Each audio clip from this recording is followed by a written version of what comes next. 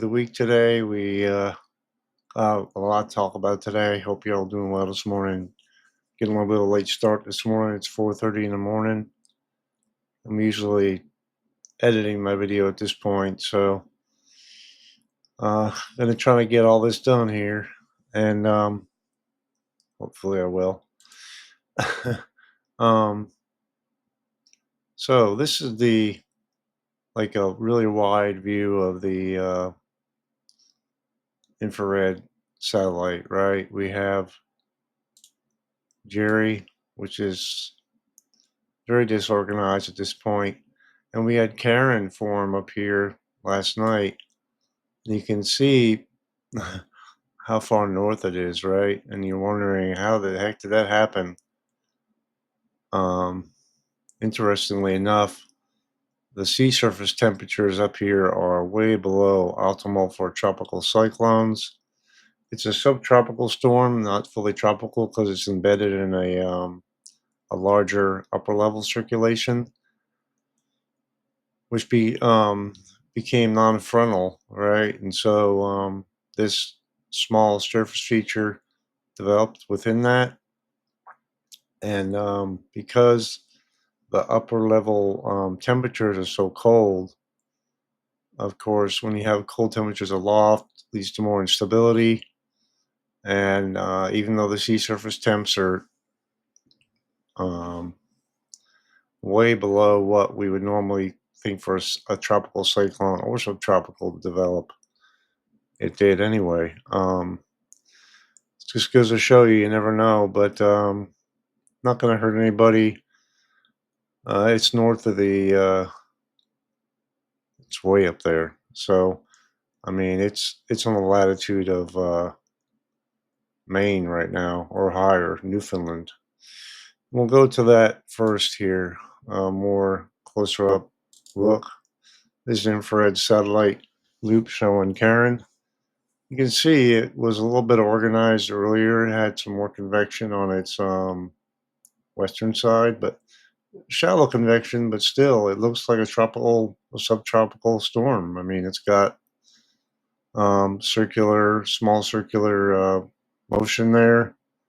Convection was surrounding the whole thing, almost like it had a mid-level eye or something here. So, pretty interesting. And these are the sea surface temps where it is right now. You see where the 26C isotherm is? They're only 18C where it is right now. It's crazy. But and this is the advisory for it. Be a subtropical storm for next day or so, then dissipate as it gets into colder waters and more shear. So quite a surprise there, but pretty interesting just to talk about and see, you know. So now the other one, other storm we got out there, Jerry. There's Jerry, close up view. Looks pretty disorganized, to be honest. If we look at the natural color of it, let's see, true color. I imagine the circulation is up, probably up here somewhere. A lot of ongoing convection over the Windward Islands there. So the biggest threat really is rainfall today, and swells and rip currents, of course. But going back to the mid-level water vapor loop, plenty of moisture just to the south of Jerry, where this low-level circulation is, what we think it is anyway. Let's take a look at where they say it is. Yeah, this is the key conditions for it. Heavy rainfall, tropical storm conditions are expected in this area. And there's going to be some gusty winds, but rainfall is the biggest threat, really. And Barbuda, Antigua, 4 to 6 inches of rain expected, maybe. Um, from 9 to 12 October, right? This is a close-up view of it. Um, Tropical storm warnings and watches here. And, ongoing flooding concerns are the biggest thing. And I'm not going to go over much more model guidance with this because um, it's really not a high impact event, especially for Bermuda. Um, and if we didn't have anything else going on in the continental U.S., I'd talk about it more. And if anybody's watching from the Leeward and Windward Islands, I apologize. But you know, heavy rainfall, even for the islands can be a problem, right? So if there's anybody out there from the Leeward Windward Islands that wants to chime in about what's going on out there, please let me know. It's interesting that people don't normally comment on my channel. I mean, I have 120 subscribers, but um, hopefully that'll increase and I'll get some more activity eventually. So I appreciate all the support.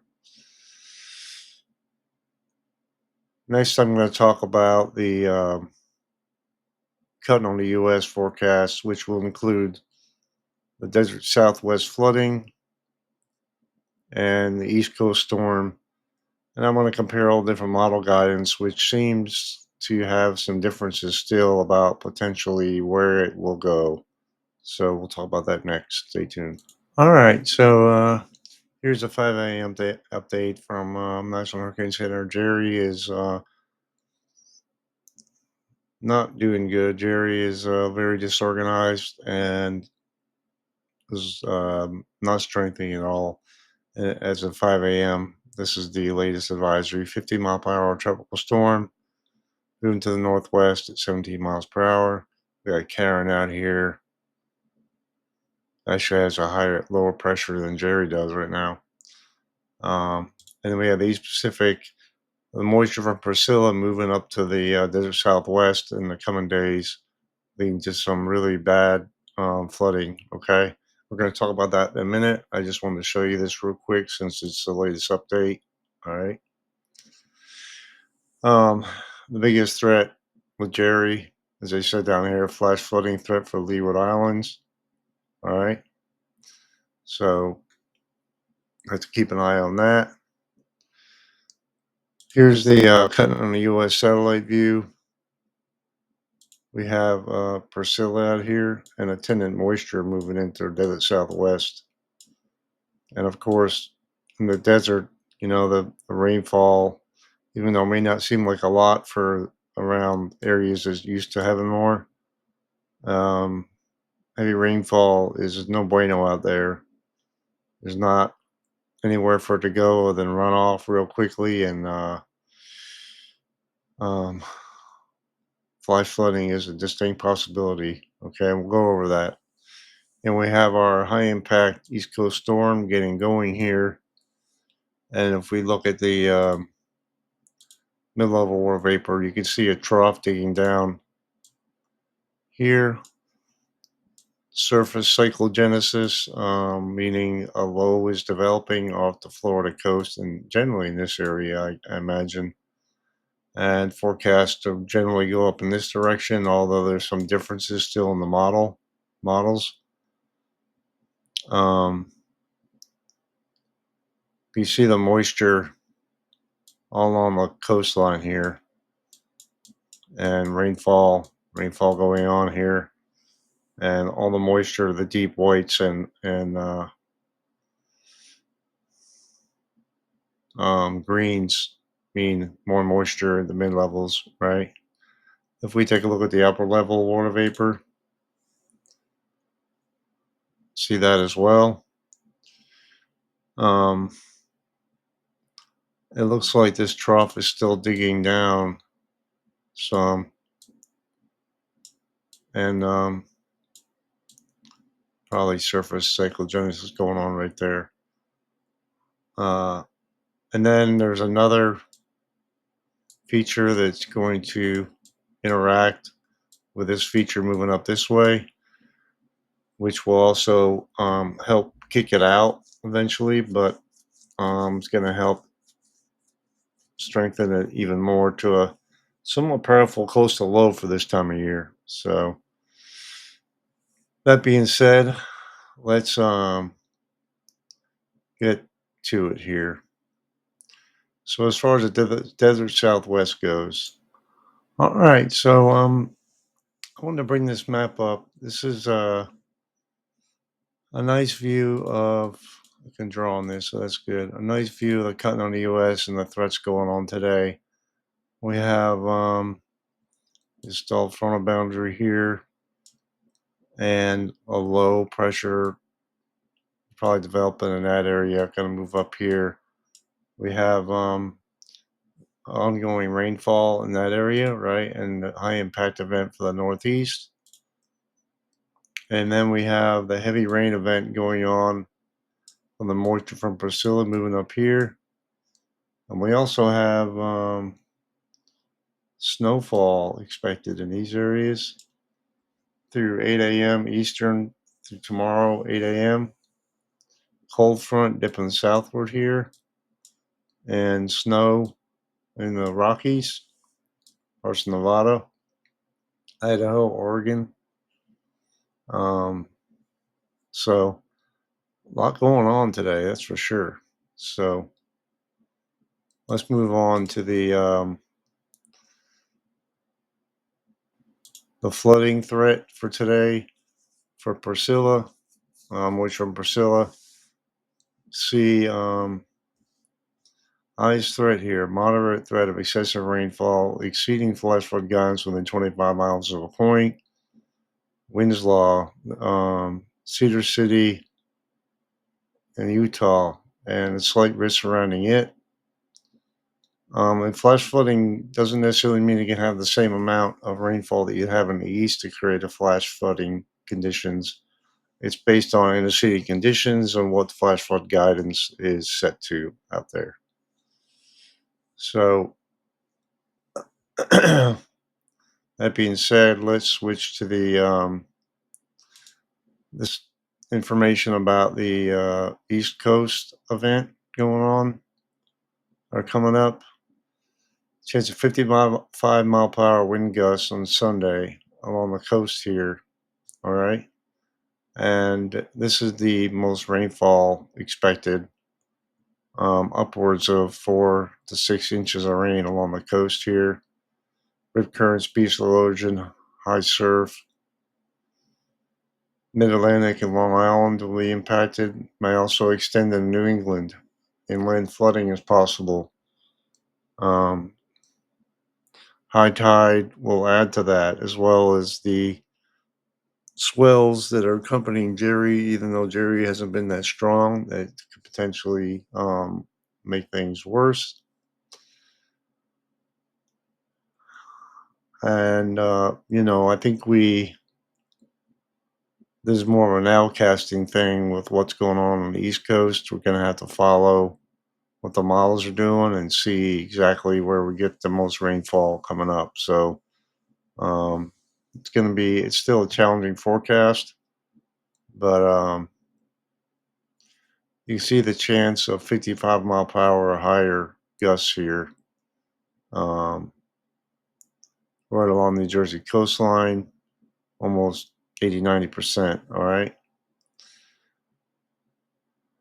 Um, so that being said, let's switch to the excessive rainfall outlook and start with the radar, the ongoing rainfall right now.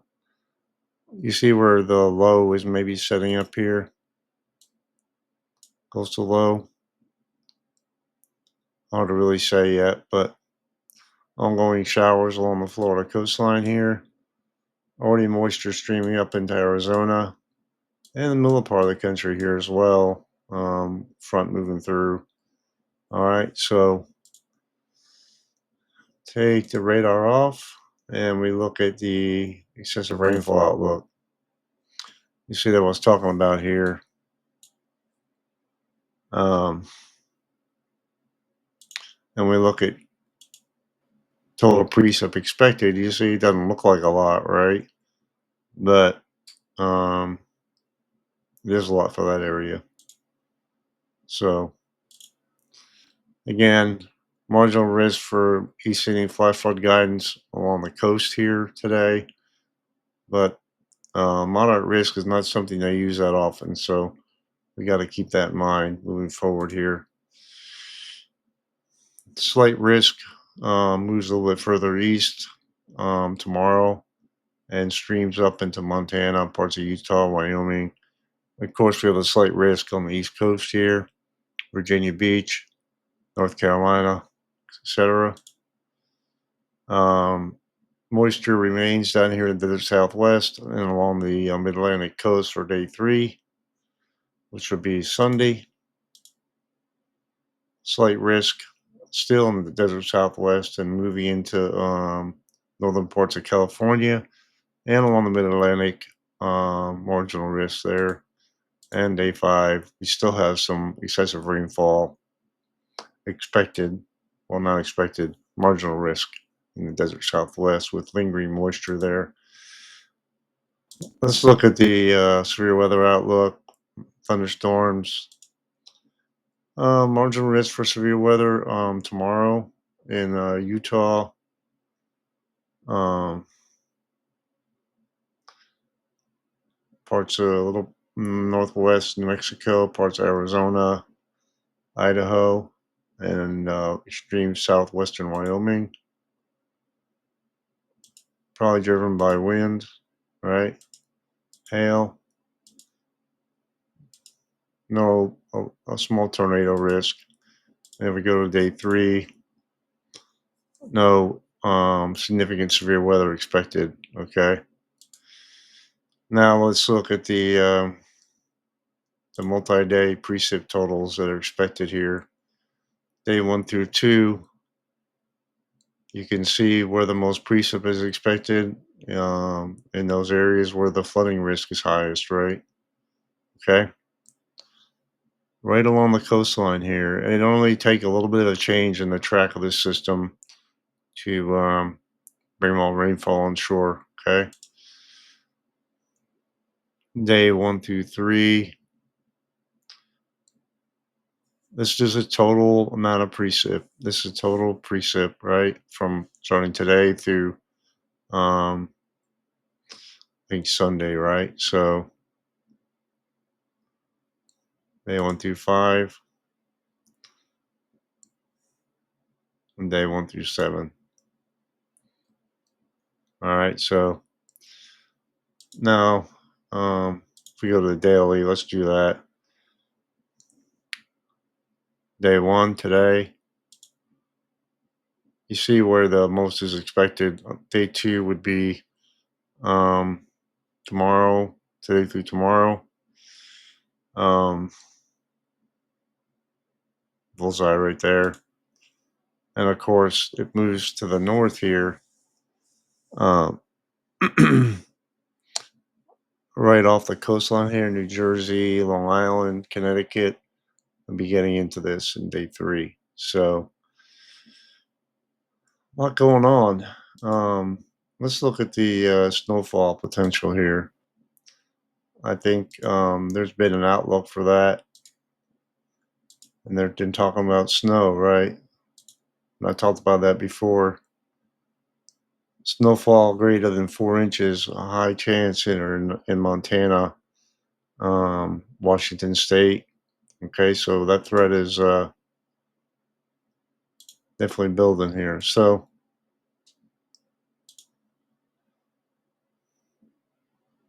I imagine in the mountains here of Colorado, they're getting some snow as well.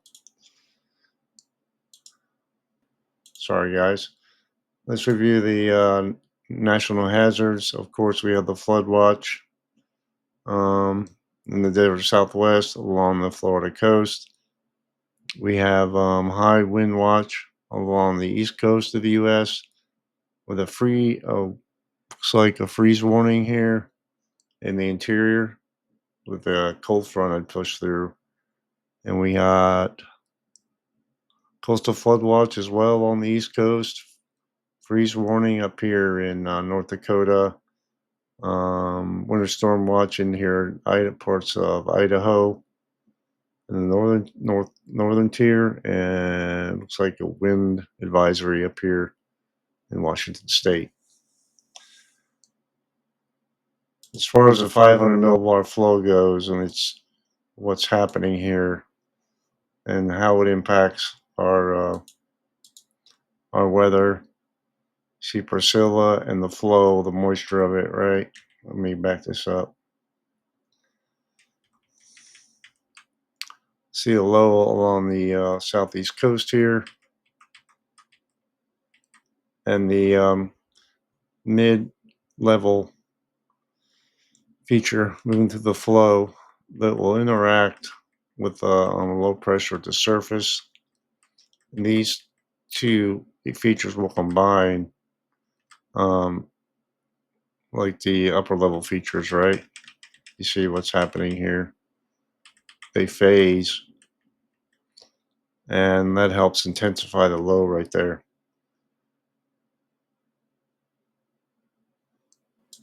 These are the wind gusts that are expected as we go through time here. The storm along the East Coast. This is the latest European model run. This is Sunday. 40 mile per hour gusts expected along the coast, maybe even higher. And this is where it really gets intense right here, right off the coast. Potentially 70-80 mile per hour winds off the coast. That's crazy. And if we zoom in a little bit to the northeast,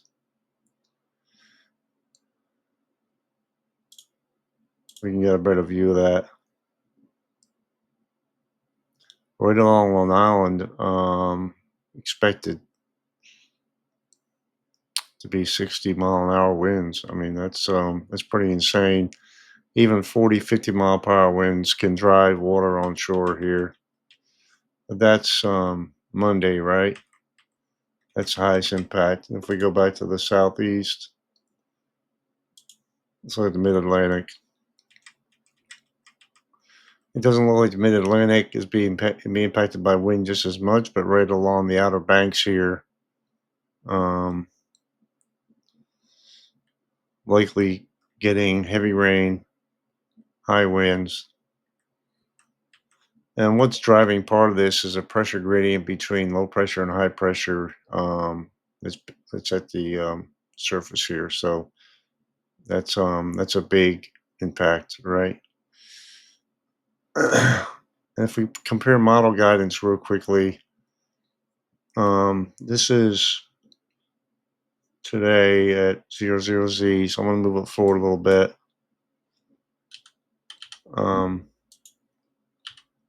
Just taking this forward. This has all the different models down here, allows you to compare the surface features, right?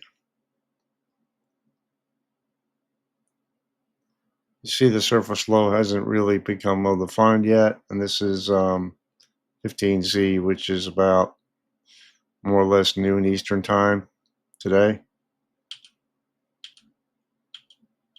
Let's move through time a little bit. This is the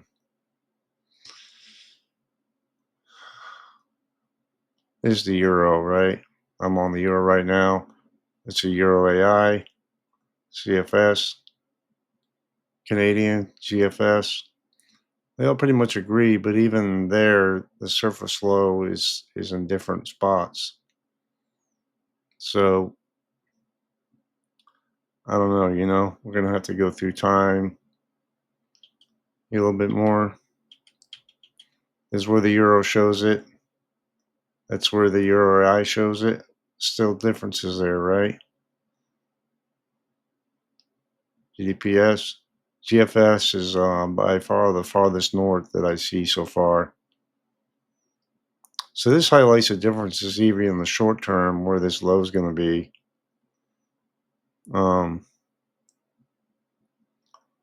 But I would say the GFS is the furthest north here that I can see, right? Except for the RFSA and the UCMET. But Let's move through time.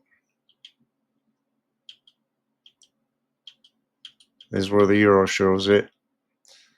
And it wants to jump it around some, which is probably due to interaction with that other feature when the two combine.